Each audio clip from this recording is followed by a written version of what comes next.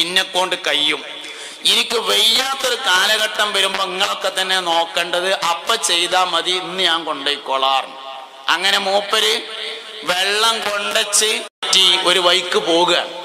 കുഞ്ഞാപ്പു ഹാജി കൂടെയുണ്ട്, ബാപ്പുട്ടി ഹാജി കൂടെയുണ്ട്, തൊയ്യീബ് ഫൈലി ബാക്കിലുണ്ട്.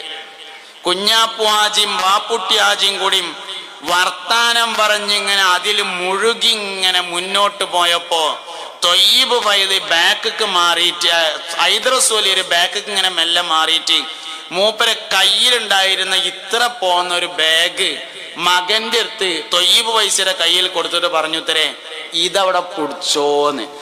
കക്കൂസിക്ക് കുളിറൂമുക്ക് പോകുമ്പോ 2 ബക്കറ്റ് നിറയെ വെള്ളം കനല്ലാന്നും ഇത്ര പോന്നൊരു ബാഗ് കനേറിയെന്നും അല്ല, വാപ്പാന്റെ ബാഗ് ആൾക്കാരിടയിൽ വെച്ചിട്ട് മകനാണ് പിടിക്കേണ്ടത് എന്ന് പഠിപ്പിക്കുകയായിരുന്നു ചെയ്തത്.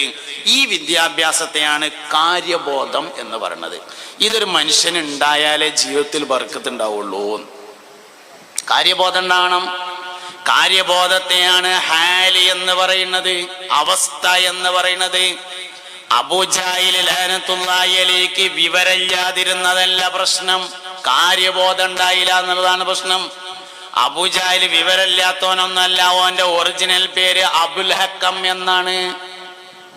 ഒറിജിനൽ പേര് അബുൽ ഹക്കം എന്നാണ്. വിവരമുള്ളവൻ തന്നെ.